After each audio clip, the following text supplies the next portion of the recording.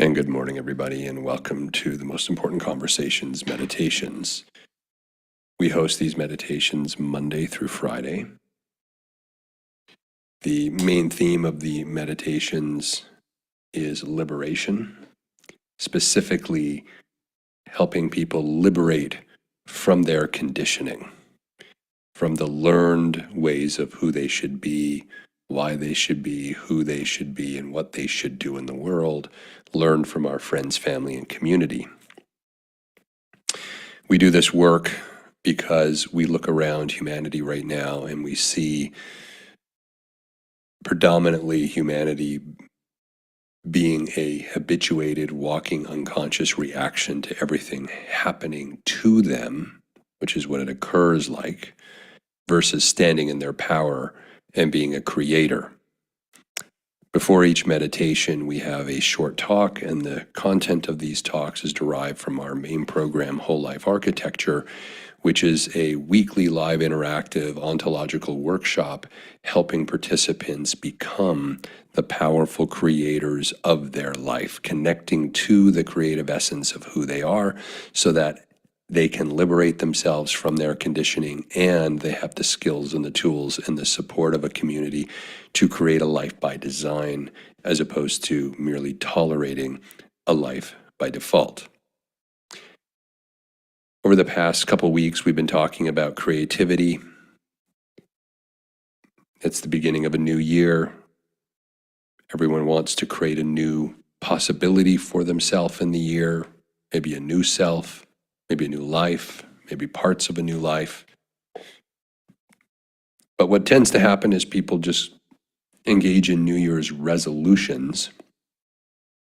They resolve that they will eat different, exercise more, change themselves so that they can have a better relationship, maybe end a relationship, start a new one, maybe get a new job. There's all of these different things that people want to change, these areas that people want to change and improve and bring more satisfaction to themselves in different areas of their life.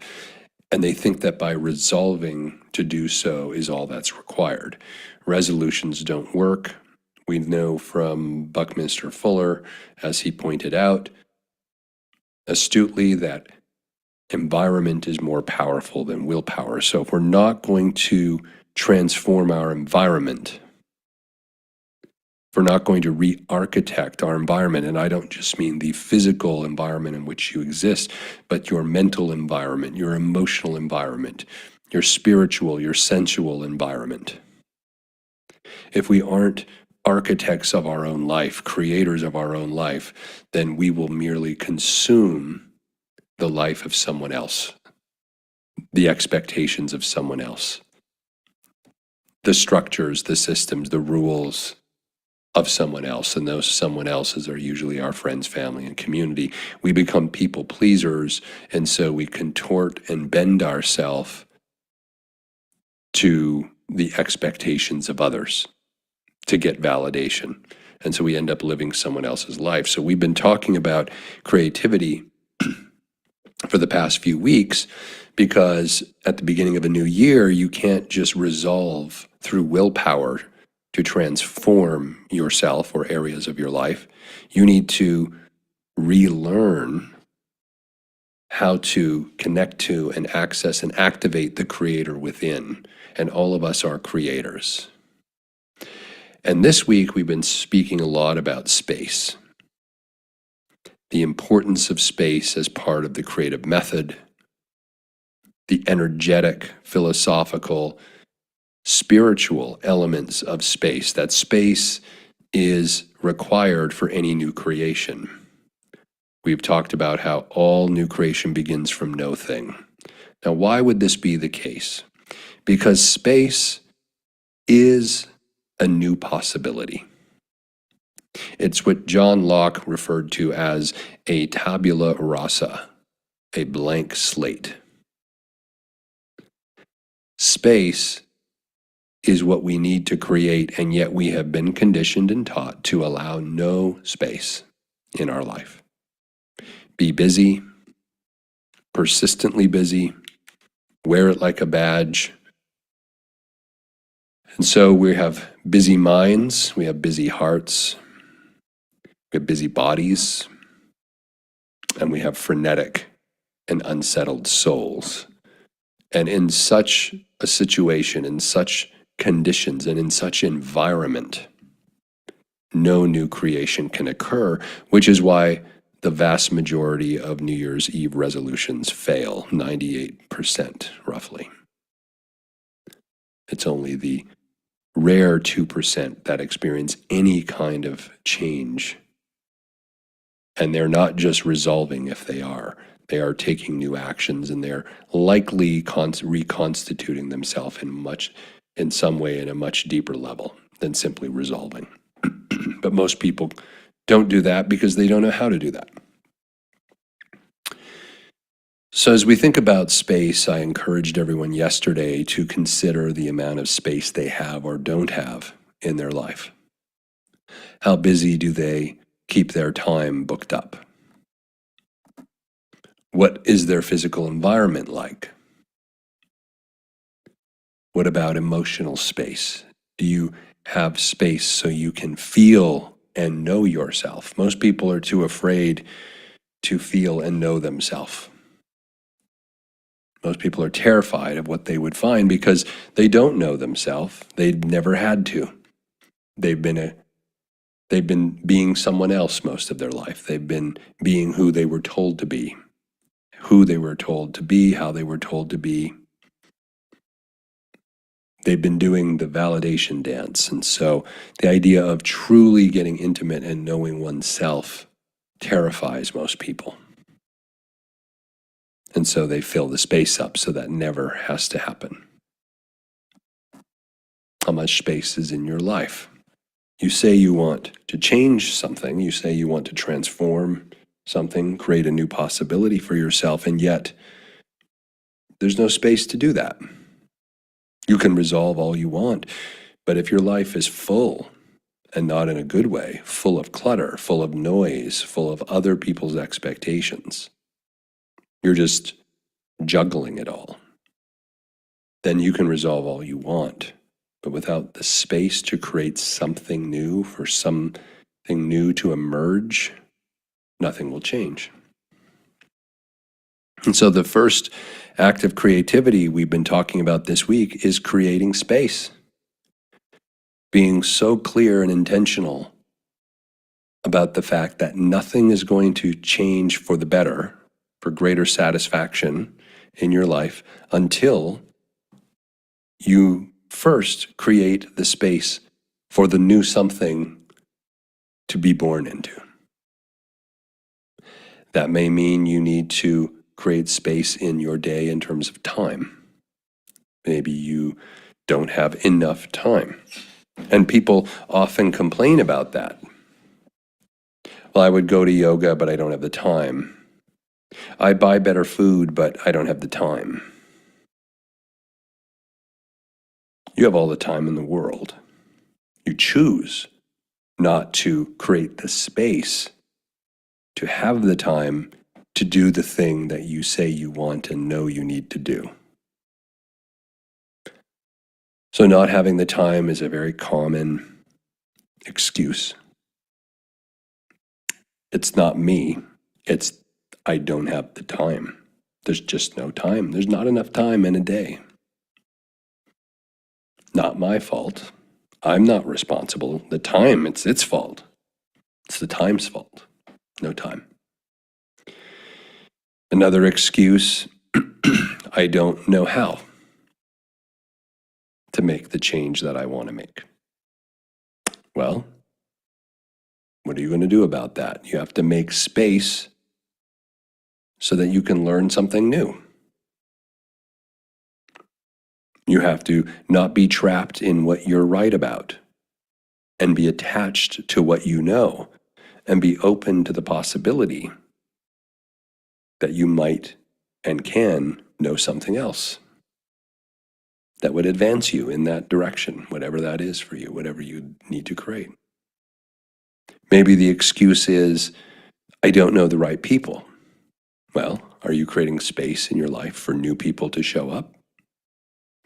Or are you just hanging out with the same people you always hang out with.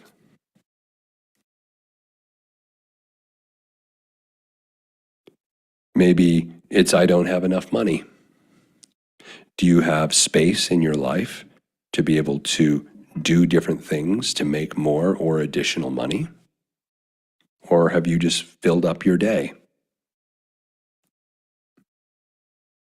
You see, everything we say we want is available and possible for us to create, but it's us who stand in the way by filling up the space in our life with anyone and anything so that we don't have to be vulnerable and be with the unknown of spaciousness. You know, even in our culture, we have this saying, don't just sit there, do something. Fill the space up. Don't just sit there, do something. But as I said a few days ago, the reverse is true when you stand in your power as a creator. You realize it's the opposite. Don't just do something, sit there. Sit there until you're clear. Be in the no-thingness of space until you're absolutely clear what action you're going to take, if at all, and why. What needs to change in your life? Well, where are you complaining? Whatever you're complaining about is out of alignment with you and needs to change. Because I think we can all agree, everybody wants to live a life where they don't have to be in complaint.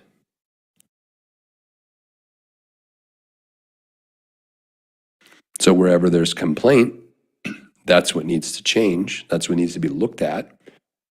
And that's also the area you need to create space in order for that change to occur. And once you've made the space, which is often 50% of the work, because it means letting something go. The attachments we have to our habits, to the people, the places, the activities, the behaviors, the routines, even attachments to the problems in our life. I mean, we complain about our problems, but we love our problems. I mean, if you didn't have problems to talk about and complain about and ruminate about, what would you talk about? So we get attached to how our problems can fill up the space and the time. But once you do the work of letting something go to create space, don't rush to fill it. Sit in it. Be with it. The creative process is an emergent phenomenon. It's not simply a bunch of tactics that you can string together. There is method where tactics are helpful. But the creative process is also a very spiritual and energetic and therefore emergent process. It's far more complicated than any book could articulate, aside from a book saying it's very complicated. It kind of just happens if you give it the space and time to happen. You will start to see new possibilities. You will start to get new ideas for that area of your life, even ideas you're not even thinking about right now, because most of your thinking around the areas of your life that you're complaining about and that you need to change is reactive thinking. It's not creative thinking. Anything you think you would change in that area of your life is usually something you've seen other people do, so you've consumed their ideas of what you should be doing or what your life should look like in that area. For it to be truly original, it has to come from within you and not from without. But if your life is so noisy, so busy, so cluttered, that you can't even hear yourself, the only thing you can do is consume the ideas, which is why if you create the space, The invitation is to not fill it, but let something new emerge from within you. And who knows how long that'll take, and that's okay. Better to take an action once you've done the heavy work of creating the space in an area in your life, whether it's your health, your career, your money, your relationships, whatever area or areas you're complaining about. When you finally let it go, when you finally detach, when you finally quit that job, if that's what you choose to do, when you finally end that relationship, if that's what you feel is necessary, or you change the dynamics of it, or whatever change you make to your diet, your exercise, you start eating better, you start exercising. Whenever you create space to do a new thing and you've detached yourself from the old behavior, let yourself sit in it for a minute or two. Proverbially a minute, maybe it'll be a month. Don't just rush out to fill the space. And suddenly, I promise you, you'll start to see new things. New ideas will begin to emerge. But before they do, you will encounter boredom. And boredom is the next heavy lift you have to move through once you've detached from something that is cluttering up your life, that's not aligned and in the service of you. You've created space, and as you sit in that space, boredom will hit. Because we've been so conditioned to always be doing, doing, doing. We are human doings in our society. We are not human beings anymore. Human beings know how to be with space and not rush it. Human doings have no clue what we're even talking about. So you're going to have to confront boredom. And on the other side of boredom is magic. You will move through the mundane of boredom and encounter your own magic within, your own true creative potential, your own true vision for what's possible in your life, in any area of your life. And with that, we'll leave it for this week and pick up next week. I'm going to invite Mignon now to join us to guide us for our neural sculpting meditation this morning. Thank you, Chad. Greetings, everyone, to the neural sculpting release meditation. You may hear me spell out words or dial things up or down along with fun imagery, all by design as part of the neural sculpting meditation process. And this process helps calm the nervous system, prime the brain for generating supportive ideas, and allows agency in how you move through life. A regular neural sculpting practice can help anchor desired outcomes and create lasting shifts. So I hope you find it supportive. So let's get started.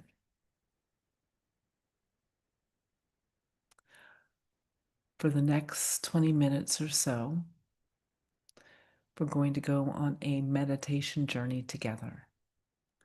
And this journey is going to be about releasing and letting go of what does not serve us. So the body no longer has to hold what doesn't work.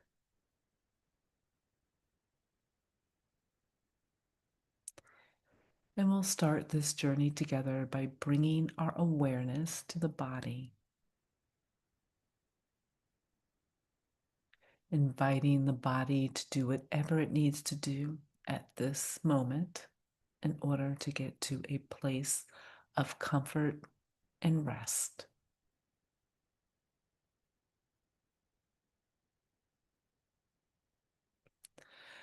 You might like to adjust the cushions, roll out wrists or ankles, or allow the shoulders to drop.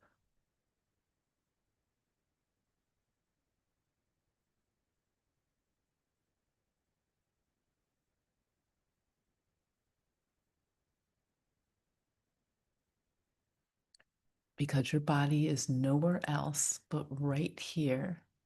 At this moment, what would you like to do to get even more comfortable?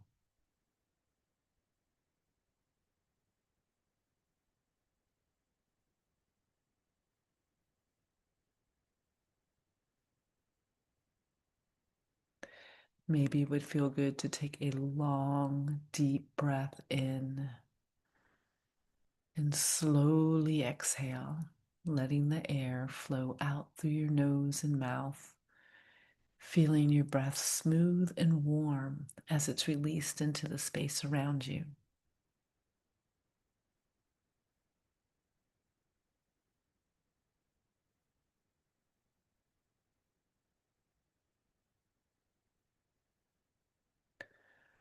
Your breath is breathing itself all the time, automatically.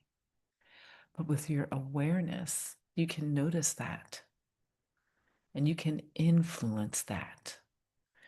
Influence the flow of your breath as it goes in and out.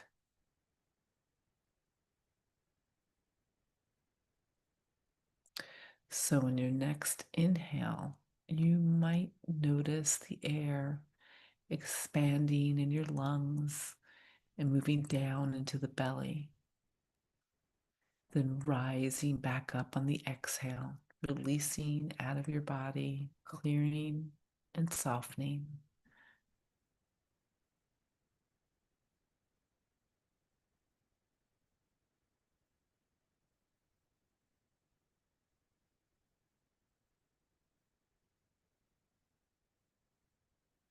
Your breath is doing an excellent job as it naturally and predictably flows in and out, filling you and emptying you.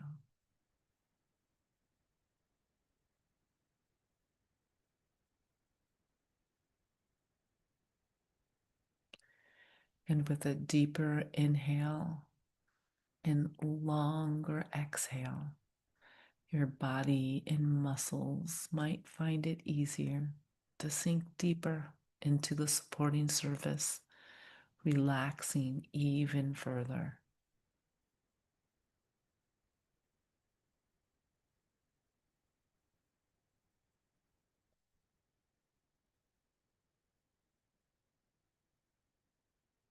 And with your awareness, you might want to connect even deeper, releasing any tension and allowing the body to sink even further onto the cushion or chair or the ground.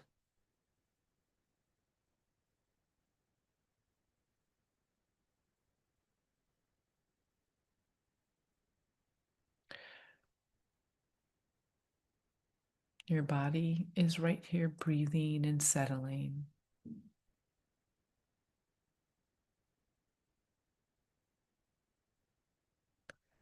And your environment may also be adding to your basic comfort.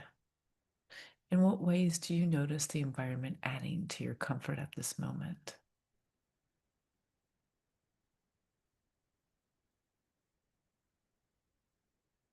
Maybe it's a cozy chair or a favorite soft blanket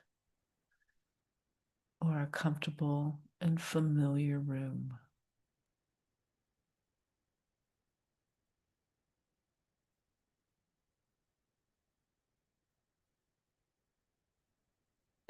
Maybe knowing all of your needs are met at this moment is comforting. You have food and shelter, and your breath is breathing, and your organs are working, all things happening, allowing you to be comfortable and settle.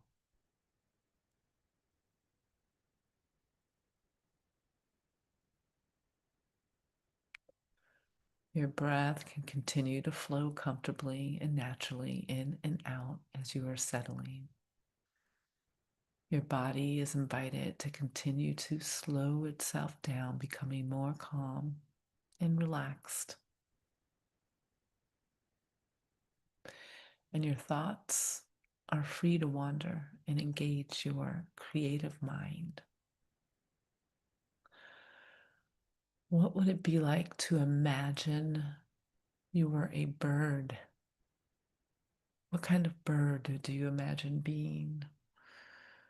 Would you be a majestic eagle flying high above the clouds? Or maybe you're a small, tiny hummingbird flying from flower to flower. How does it feel to be a bird?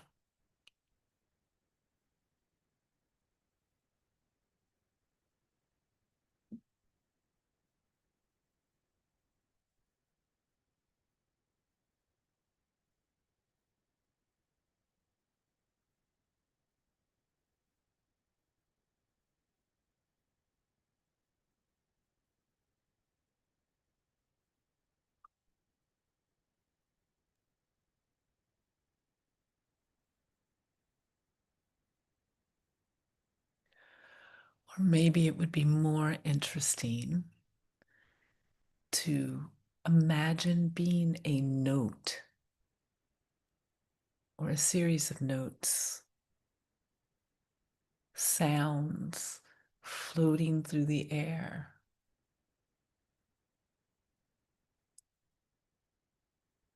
What kind of note do you imagine being?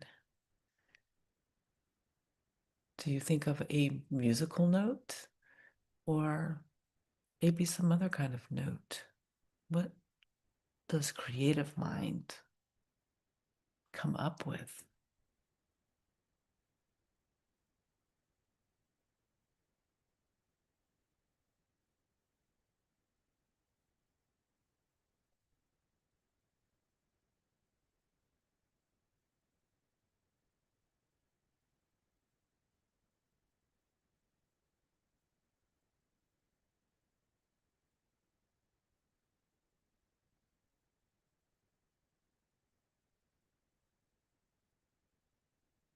This is your creative and narrative mind.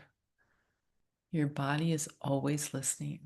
And because your body is listening so well, I would remind you that you are the author of this journey, a journey to identify and release what does not serve you. So I wonder if you might bring to mind a simple STRESS, stress, that your body has been carrying.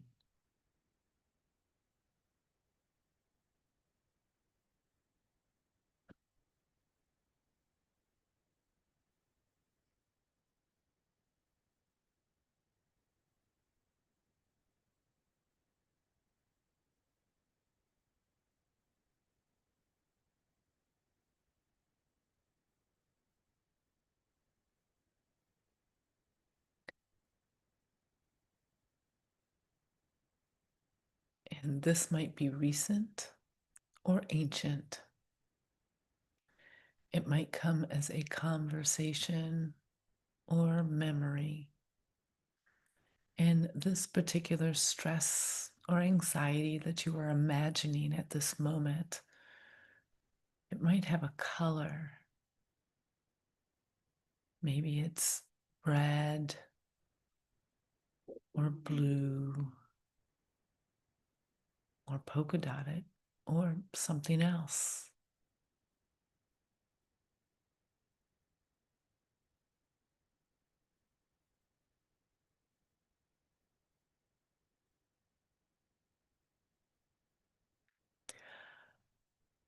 And how would your creative mind describe the texture or temperature of this stress?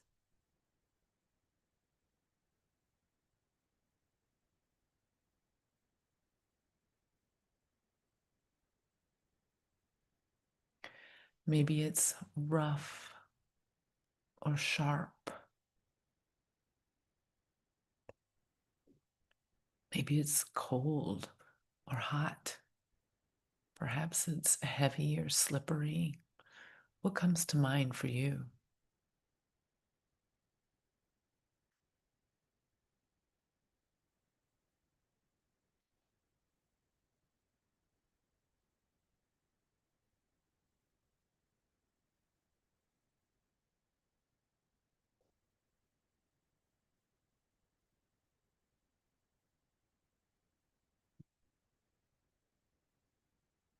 And all the while, your breath is breathing itself and your body is supported, and you are exploring and identifying and imagining.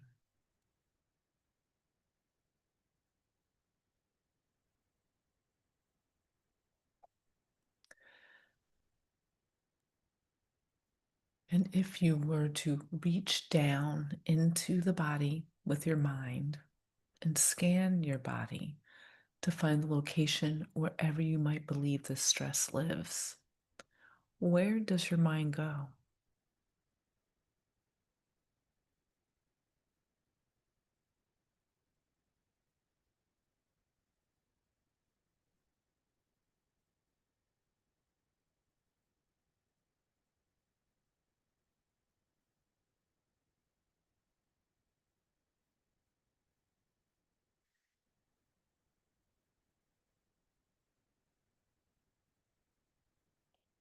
Are these colors and textures heavy in your belly or sharp in your back?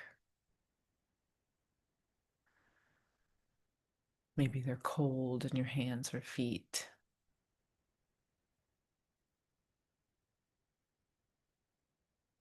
What do you observe that is particular to you?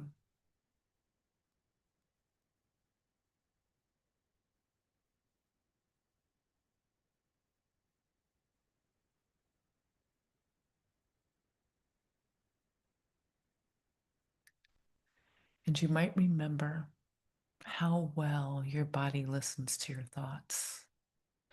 So, the invitation is to use your thoughts in this moment to imagine doing something different or better with what you are observing.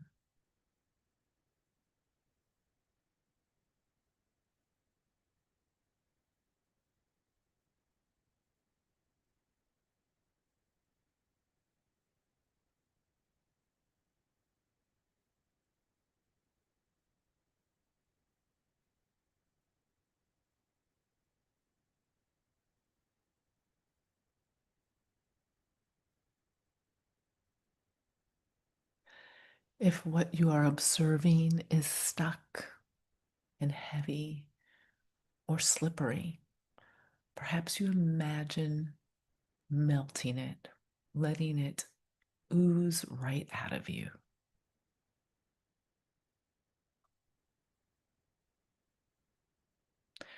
Or if it's too sharp, you might imagine filing down a sharp edge.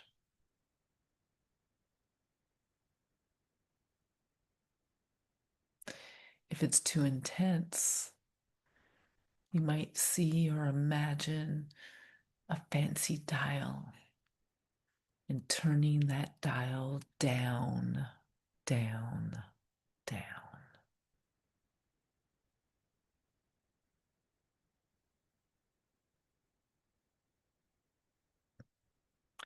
What does your creative mind get to do at this moment when you give it permission?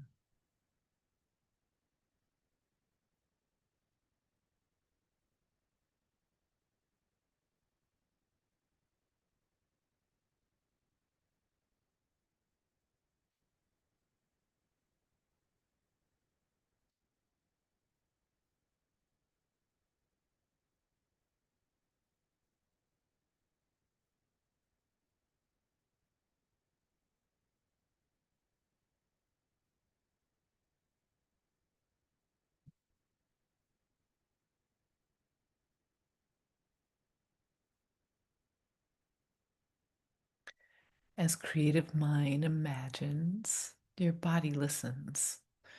Sometimes it listens so subtly you barely notice. And other times it listens so intently that it becomes obvious. And because your mind is shifting this particular stress in this particular moment, how would you like to notice your body listening?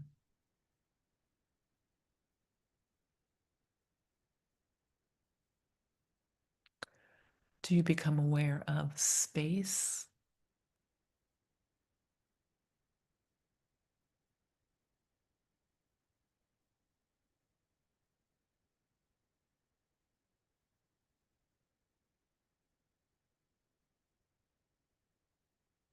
Do you become aware of shifting sensation?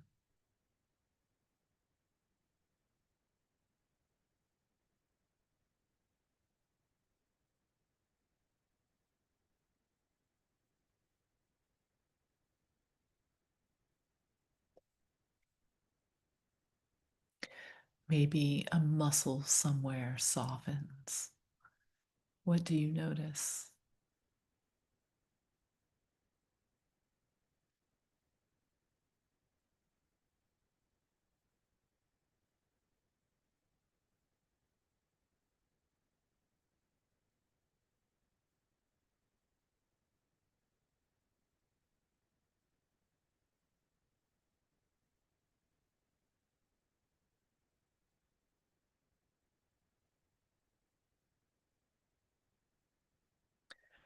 You are bearing witness to your body's response to your mind. And if you imagined, felt, perceived a shift that supports you better, you are welcome to remember that shift by grounding into it. You're invited to place your non dominant hand on the part of your body that is shifting.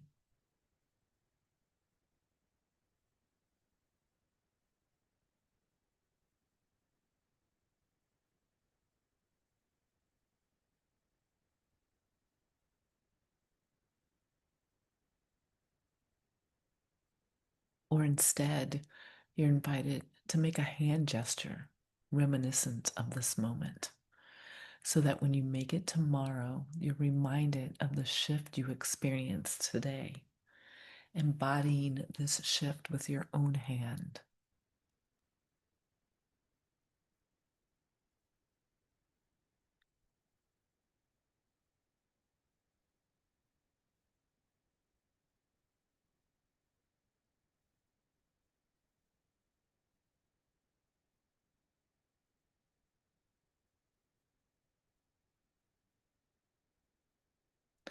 Or what if this shift could be a scent?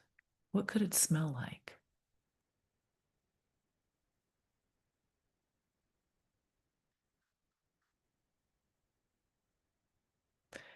A scent that you could breathe in tomorrow that would bring you right back here.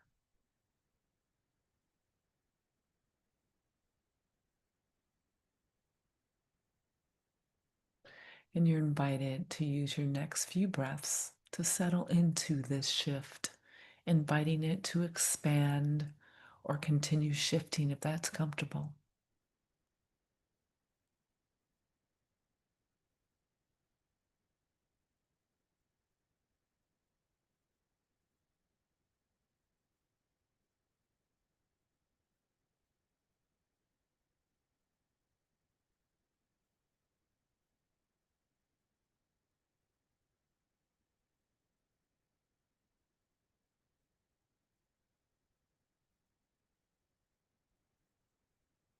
Breath is breathing itself, body is still supported.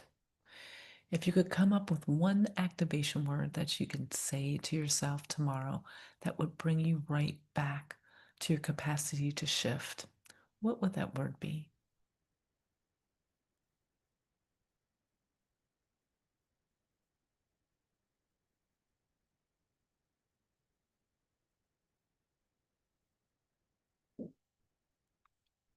This might be a word that carries meaning for you, or it might be purely playful. Imagine if it were posted in big letters on the side of a city bus.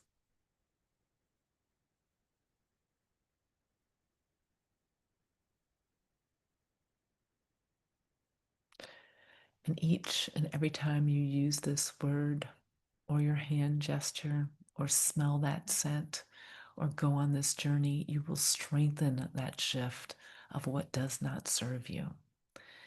And all this is already inside of you.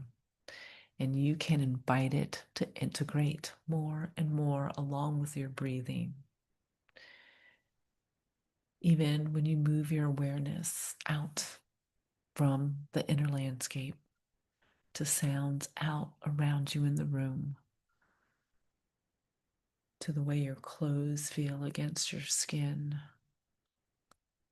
You're invited to take a few more breaths at your own pace and gently open your eyes when you're ready to end your release meditation.